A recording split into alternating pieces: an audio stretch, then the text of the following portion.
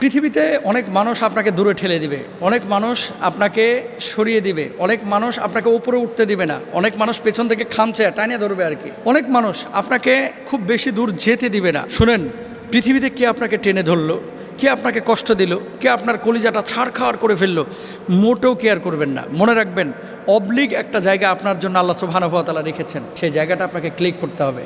আপনি বলবেন কোনটা হুজুর, কিভাবে বুঝবো? অবলিক জায়গাটা হচ্ছে যে মানুষটা আপনাকে কষ্ট দিয়েছে, পেছন থেকে টেনে ধরতেছে, সেই মানুষটাকে আগে বুঝেন যে মানুষটা আপনার কল্যাণ চায় নাকি অকল্যাণ চায়। যদি আপনার অকল্যাণ চায়, দেখা হলে শুধু সালাম কালাম, এর সাথে ঘেঁষাঘেঁষি করবেন না, এর সাথে মেলামেশা করবেন না, এর সাথে চলাফেরা করবেন না। যে মানুষটা আপনার কল্যাণকামী, সে মানুষটাকে বন্ধু বানান, ইনশাআল্লাহ সামনের পথটা আপনার সুগম হবে।